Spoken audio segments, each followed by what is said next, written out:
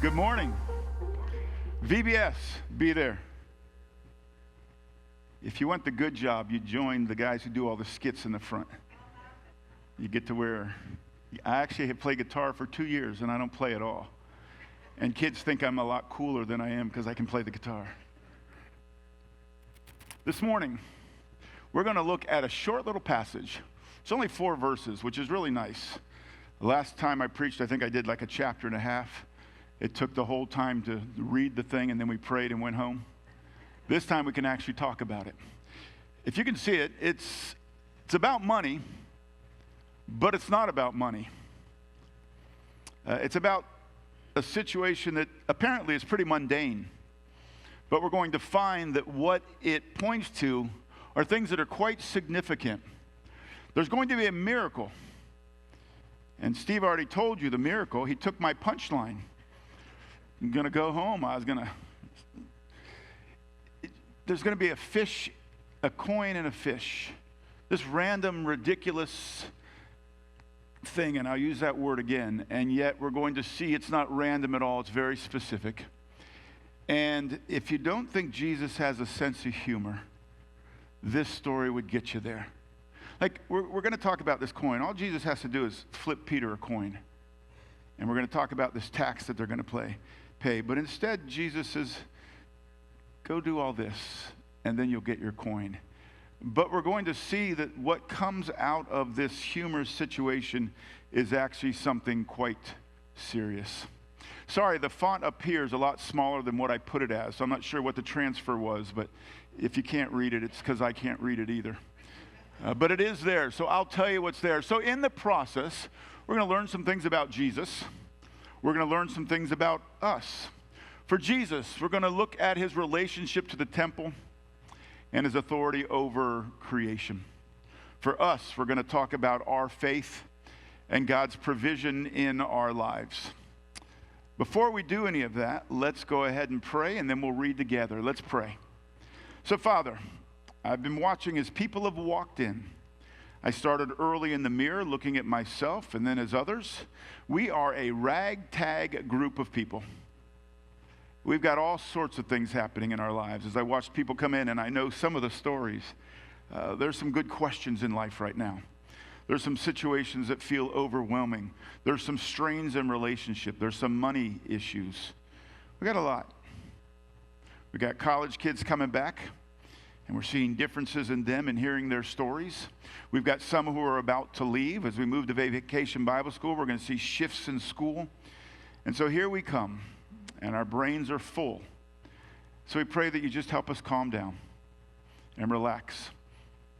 May your Spirit speak, even through me, as we look at the story of Jesus, the response of Peter, and the way that you work in our lives. As we prepare for communion this morning, move in our hearts.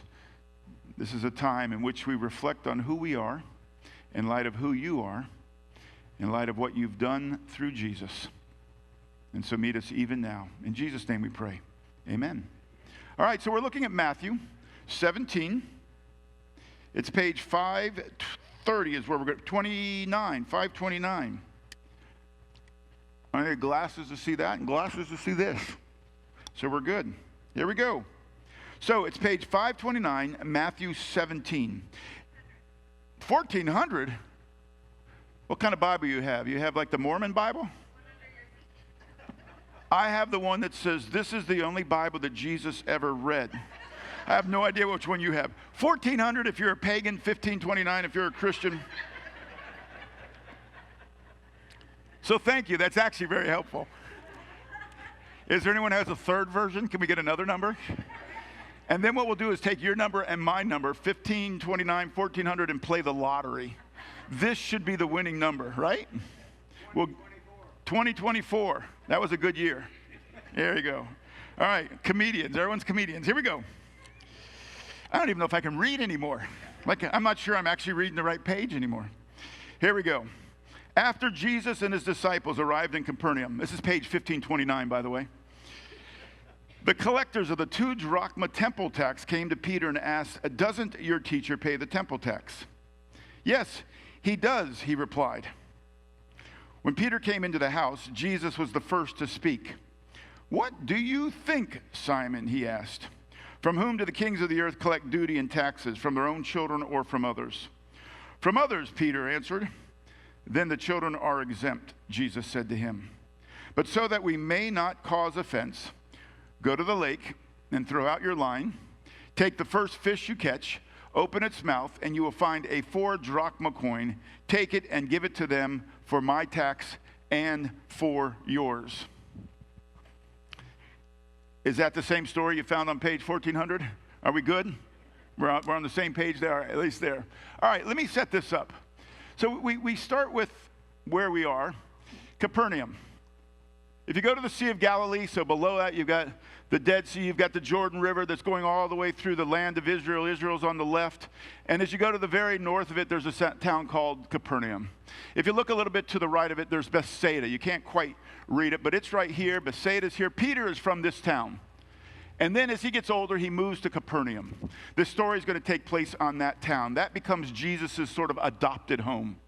Peter lives there, Andrew lives there, Peter's married, his mother-in-law, never heard a reference of his wife, just his mother-in-law. That kind of makes sense, right? And so they're all there. They have been up north. So Jesus and his disciples have been up north in a town called Caesarea Philippi. They've made their way south, and now they walk into the town of Capernaum. We don't know how long they've been there. Matthew just says now when they got into Capernaum. It's a participle. It's sort of like as they were going into Capernaum. So it makes it feel like as they're walking into town, there's a question. There is a question. There we go. What'd I do here to click? There we go. Let me go back now. All right, there's a question for Peter. It's interesting. All the disciples are probably together. Jesus is there because he's going to respond to what happens with Peter. But Peter gets asked a question. The question's going to be asked by these people with no name, but they have a description.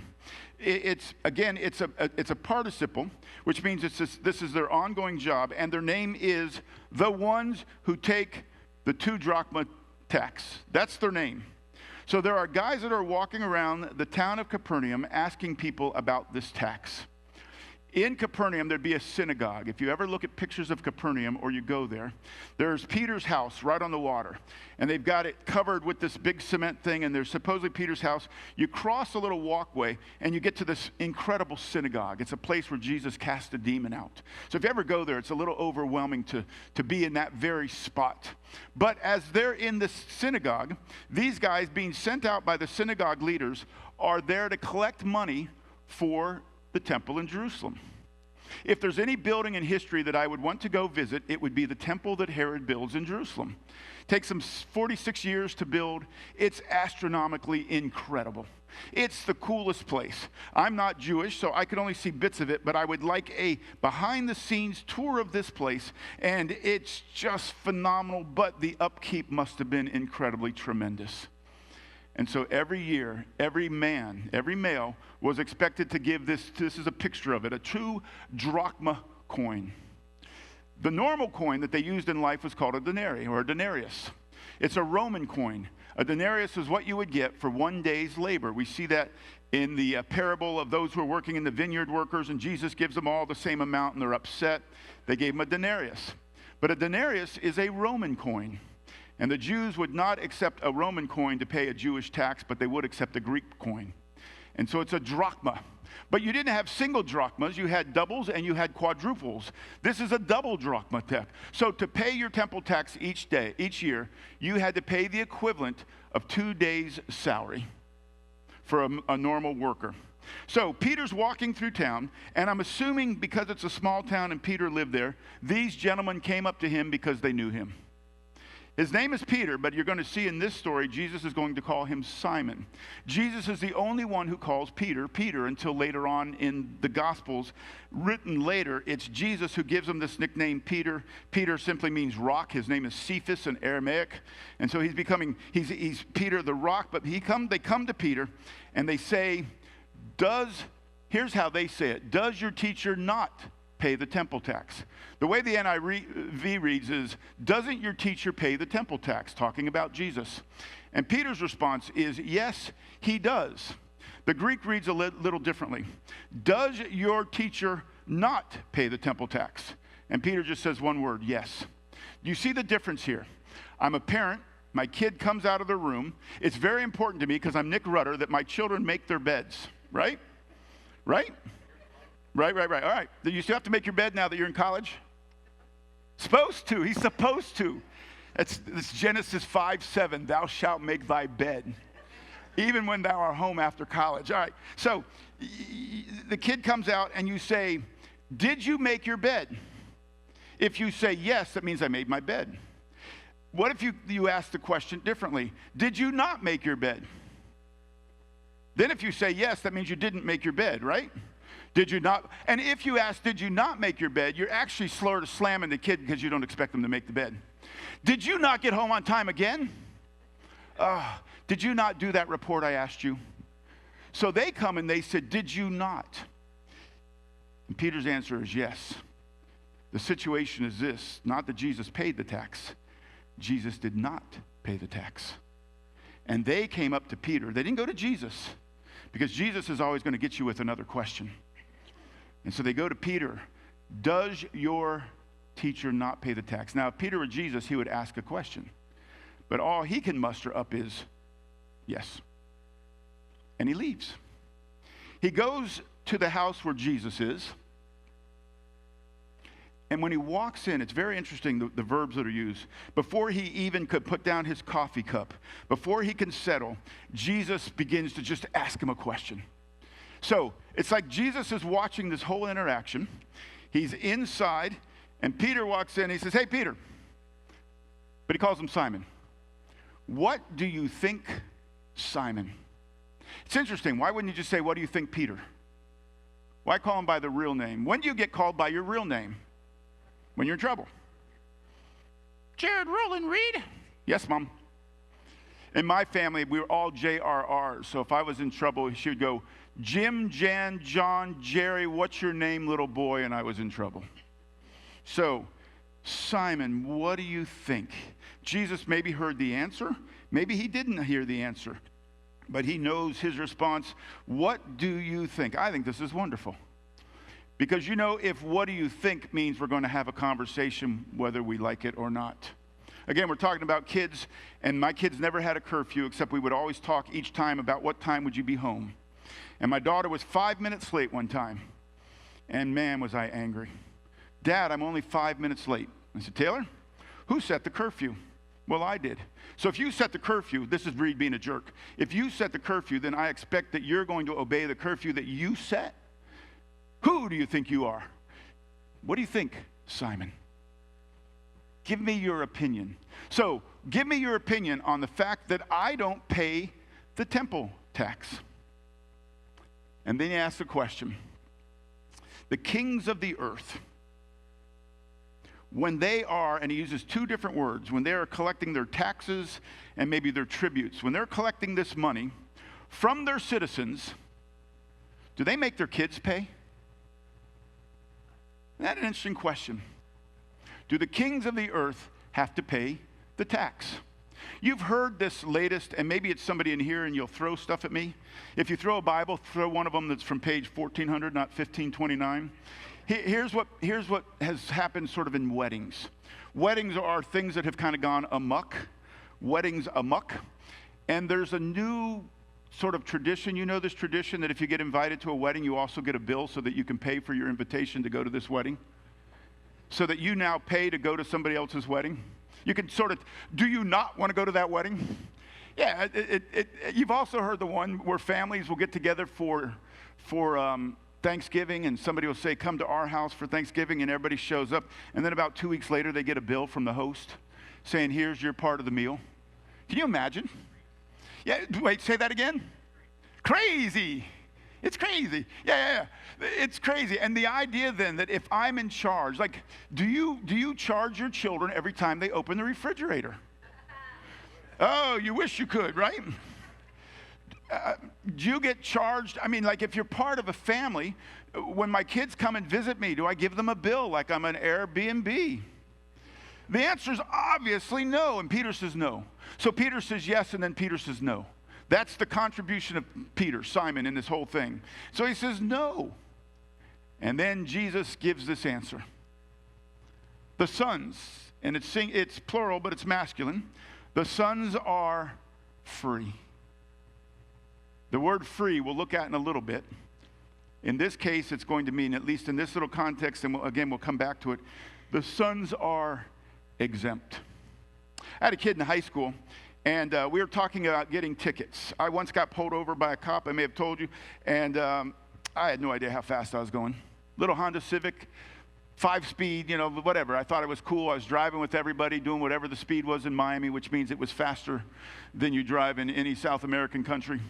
And so I'm driving down the road, and a cop pulls me over. How fast are you going? I don't know. He didn't like that answer. How fast you going? He finally just yelled at me, how fast are you going? And I had to admit, I did not know. And I have no idea why I just told you that story. Oh, other than to make me look bad. Oh, I got it. This kid at school was the son of a police officer. And as I told my story of having to go to court, and then we got it taken away, whatever, he laughed and said, I never get a ticket because when I get pulled over, I just tell them who my dad is. This is the idea. The kings of the earth don't charge their children. Jesus is talking about the temple tax, and he said the sons are free. Now hang on to that. And then he goes on, and he says, but in order that we don't offend your buddies out there who are collecting the tax, the word is in Greek is scandalize. In order that we just don't make them feel like you are horrible. Okay, we were praying a little bit ago. I'm up here. I don't like closing my eyes when I pray. I like watching everybody. So I'm standing up here. If I sit in the back and my eyes are open, nobody knows. And if someone, like if I'm with a bunch of kids and they look at me, I can do this and it looks like I'm being really holy because now I'm, bowing and genuflecting or something. But in the front, it's kind of obvious. And so perhaps that scandalized my mother. How did you not close your eyes when you prayed? Everybody closes their eyes. I don't close my eyes, but I sometimes do. But generally, I just close one. And if I close one, every other one, then God figures I'm halfway there in prayer and we're good. So, in order that we don't scandalize them, because this is Jesus and he's the teacher, and how can you live with the teacher if he doesn't even pay the temple tax? Here's what I want you to do. I want you to go fishing.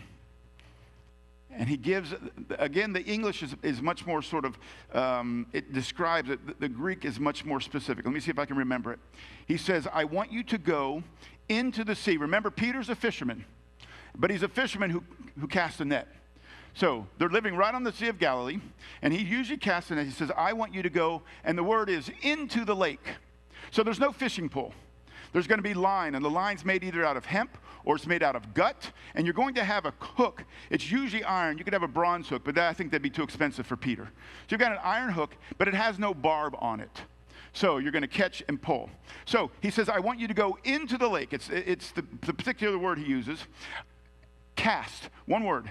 Cast your line. So you cast your line. So in Miami, there'd be the old Cuban fishermen would have I forget what it's called. They'd wrap it. What's it called? A yo-yo. Thank you. Look at that. Give me another good word I can use. Café con leche. Yeah. A yo-yo. I used to use a yo-yo as a kid.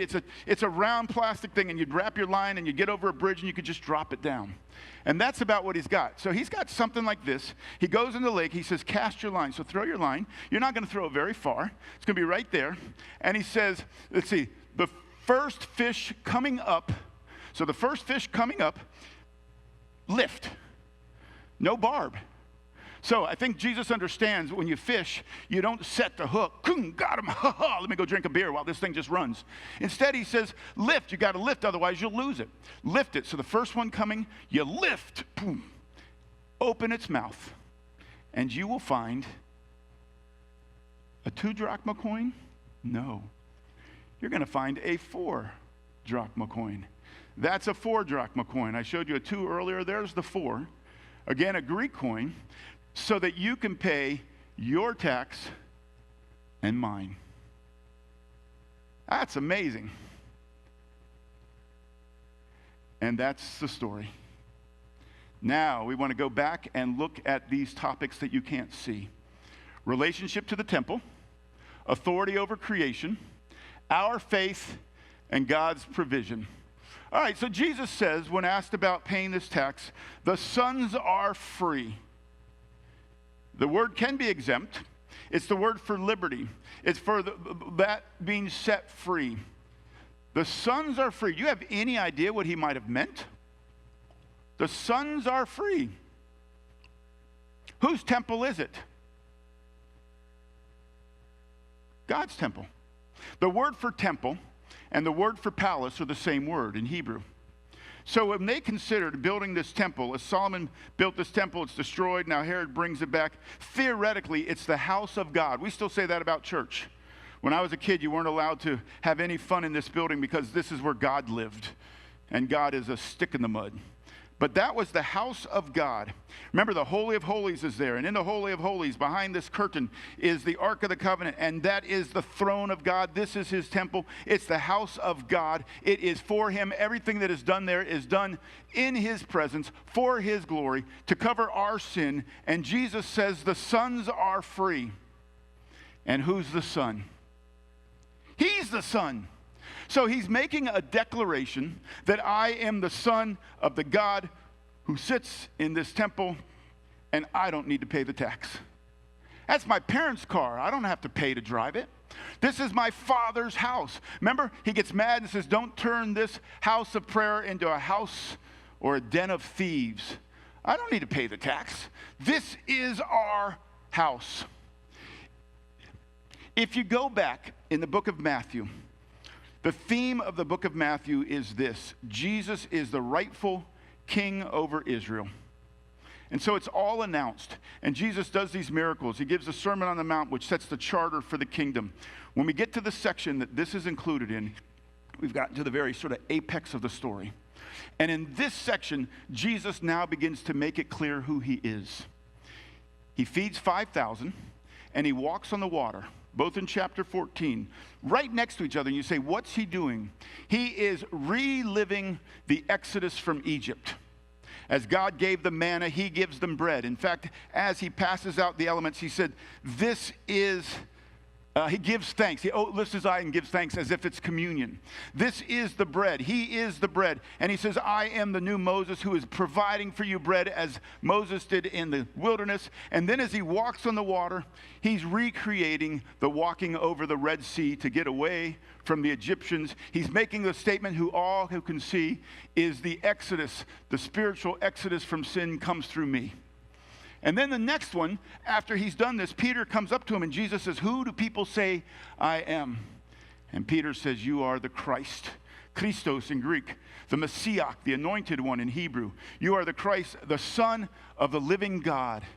And Jesus realizes that now at least one of his disciples knows the truth. He knows who I am. And then once he does that, on 2 occasions in the next chapter, he talks about his death. First time.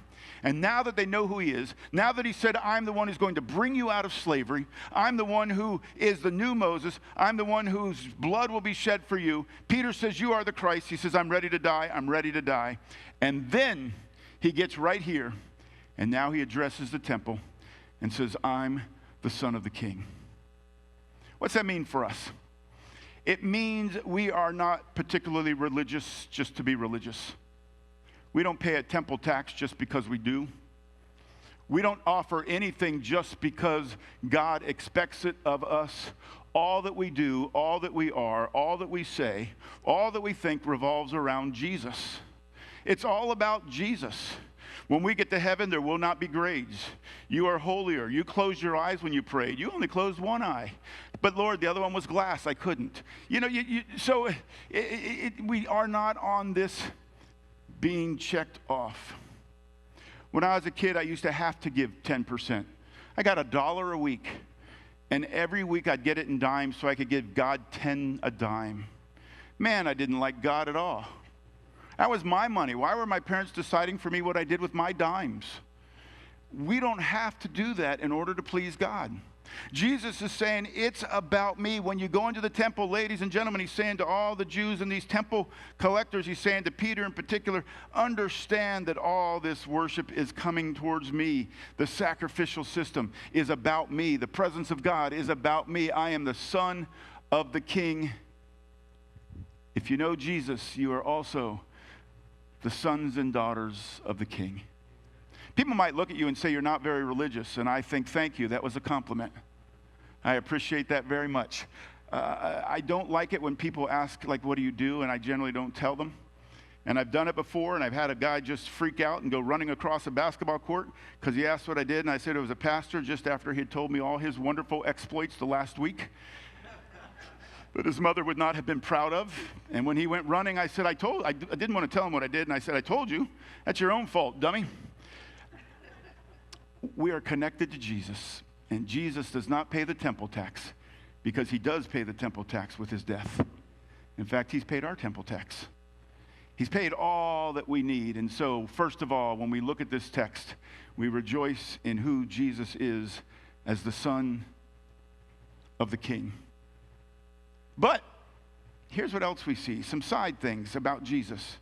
He has authority over creation as the Son of God.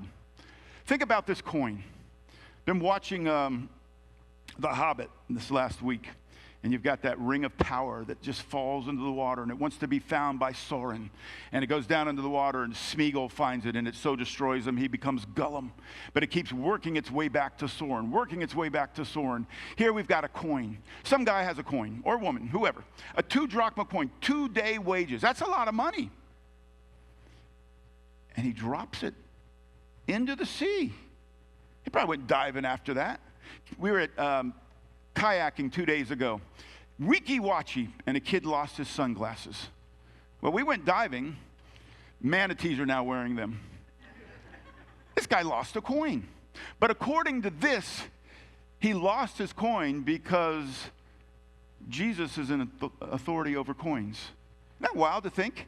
You can lose a coin because Jesus has you lose a coin. And then the sea itself. So we're going to see that this fish takes this coin, but wherever the sort of the current of the Sea of Galilee takes this fish, the fish is going to go. The fish is not an independent player. The fish is part of the puzzle of God, and it's playing its part. And then even Peter, go into the sea. Where could he have gone? He could have gone all over the place. But he goes right here into the sea, and he casts. And look at the fish man wearing blue here. It's a blue marlin right in the front row. Just happens to come swimming by at the right time. And guess what's in its mouth? A 4 drachma coin. And it happens to go after Peter's hook. So here's where it takes us. When you look at creation, and we're talking a little bit about coincidences and all the coincidences in our life. According to this, there really are no coincidences. There's a God who's in charge of all things. Jesus has a particular plan here. When Peter comes to him and he says, what do you think? He already knows there's this fish swimming. The fish might have been on the other side of the sea at this point, but it'll be in the right place at the right time. That's a crazy concept, that there's going to be a fish at the right time. Man, if you don't believe in predictive prophecy, which a lot of people don't, that idea that sort of God knows the future. There are people that sort of limit God's ability to know the future because they don't want to make him the author of sin. But if you don't, then this is the world's greatest coincidence. Like, how many fish, have you ever got anything where you had a coin in a fish's mouth?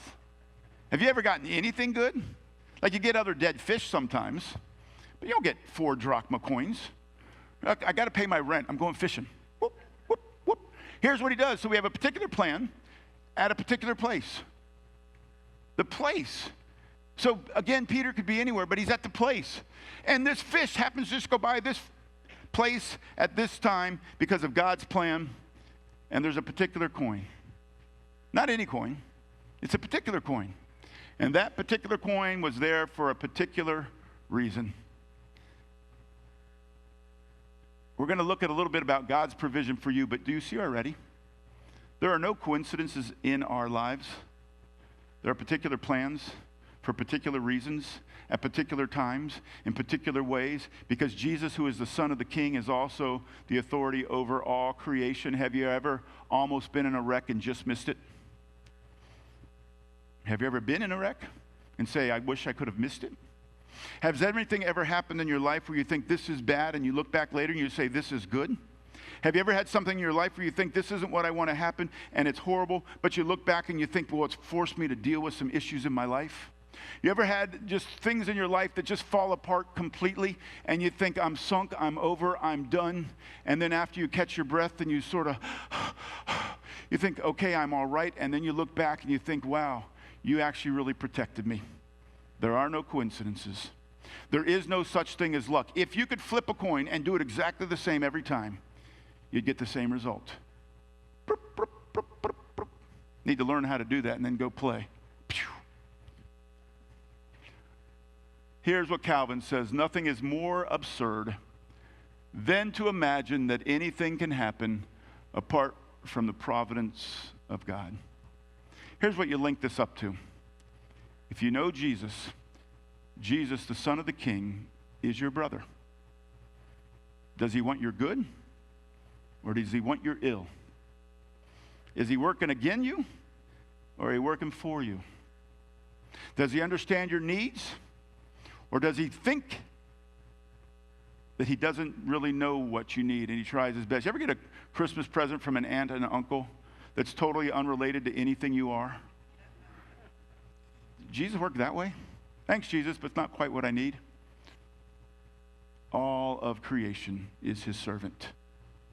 This is our world because this is his world. And all of our needs are taken care of. We'll pick that up in a little bit again. And then our faith. Here's the first thing, our faith. I like Peter. What do you think Peter thought? Yo, Peter, go fishing and you'll get this coin. Peter says yes. Peter says no. Peter doesn't go, duh. He says nothing. Like, by this time, does he understand that Jesus can do whatever he wants and he just simply goes? Is he walking out the door and his brother Andrew's there and he said, yeah, I told you Jesus was a little crazy. I'm thinking this might be true. Is he outside thinking, man, this is such a waste of time. What am I going to do? I'm going to go and I'm going to really purposely try not to catch any fish so I can prove Jesus wrong. The story is he goes and he does exactly what Jesus says, and it's ridiculous. What a ridiculous request, right? Why didn't Jesus, just give him a coin? Just make it easy. Why did Jesus say, hey, Matthew, tax collector, he's got money. Go grab a coin from him. Why would he go to such extremes to make Peter look like potentially a buffoon? If he goes and there's nothing there and Jesus comes back and he says, you've been punked, and all the cameras are there, gotcha. Why? Think of the Bible, of all the ridiculous requests that God makes for his children. Can you think of some? Who you mouthing? Who? Abraham. All right, we've got Abraham. Abraham was well off, living in a country, the city of Ur, with his family. And if you read the way the text reads, it says, leave your land, your homeland, lead your people, leave your clan, lead your family, and go. And it gets more and more specific. And leave. Just go to the land I will show you. I have a friend who just bought a house, sight unseen. Not the greatest choice. And he went to a land sight unseen. And when he got to this promised land that God said was flowing with milk and honey, that is milk, you could have cows there, honey, you could have plants there, vegetation. He gets there and there's a famine. And he has to make his way down to Egypt. So the promised land turns out to be a horrible place. And he makes his way down to Egypt. And there he almost gets his wife taken by Pharaoh for good. So there's a ludicrous response or ludicrous respect. And Abraham does it. Why does Abraham do it? Because God called him to it. And aren't we glad that he did? Because Jesus comes from the line of Abraham. Anybody else? Can you think of other ones? Wait, what? Your voice is now dark. What? Walking on water. Okay, that Peter would do that. And Peter says, I can do this. And he walks on water. Peter walks on water. Come on out here, Peter. And he does. I'm thinking also of Noah. It had never rained. Build an ark. You've heard the old comedy, what's an ark, Lord? It hadn't rained, and he builds this ark. He's a 500-year-old dude, man. He needs to be hanging out watching Sports Center. And he builds an ark. And now get in the ark and shut the door. Come on, God. Ludicrous respect, but aren't we glad that God saved 8?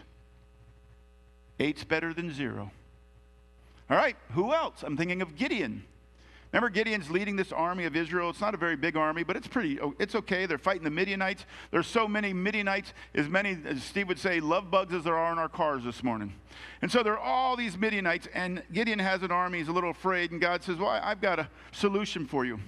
Get rid of most of them. They get down to 300 people. Now you can attack the Midianites. And they end up, if you read the story, you've got it in Judges like 6 through 9. If you want to read the story, it's everything is done backwards. And he wins because he obeys this ridiculous request of God. Think of Joseph. He finds out the woman to whom he is betrothed is pregnant, clearly by another man, right? And she comes to him and says, it was God. Like, whatever. And so he's going to put her away. That's what you should do in that culture. In fact, in that culture, you could die for being in that situation. He's going to put her away quietly. He's a nice guy. And he gets a dream. And the dream says, marry her. I just wonder what went through his mind. Like the internal, and if he told his family, I'm going to marry this girl. Can you imagine his Jewish mother? That grandchild will never come into my house. I will never talk to you again.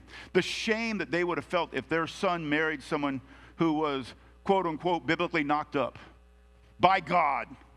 Not only is she like morally compromised, she's religiously a nutcase. And God said, marry her. In 1951, there's a young couple that went out to Africa. He had just gotten done with World War II, been over fighting near Okinawa, and they met, and the day he saw her, he said, I'm going to marry her. He was 25, he was 26, she was 21. Within 6 months, they were married. They went back to college. He had been in college. She'd been in a little bit of college. Went back to college in Chicago, a school called Wheaton, Illinois, Wheaton College. And there was a missions conference, and someone stood up and said, we are looking for 4 couples to move to Liberia, West Africa. We're going to start a mission there. Well, what's there now? Absolutely nothing. You will go. We have some land that's given to us by the government. A guy named Tubman was president, and they said, you can have this land, but there's nothing there. This couple felt moved by God to go to Liberia. They'd have to build their own house, and the guy who was doing the building didn't even know what a hammer looked like. She had become a Christian 2 years earlier from a small town in Ohio, Chillicothe, Ohio. One stoplight maybe. She had to tell her family that this man is taking me to Africa and I'm willing to go. There's no hospital. There was nothing. And so they went because they believed this ridiculous, what they thought was God calling them to this.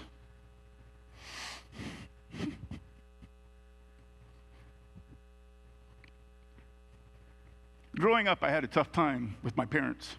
Pretty legalistic in some ways. But if I look back at this story,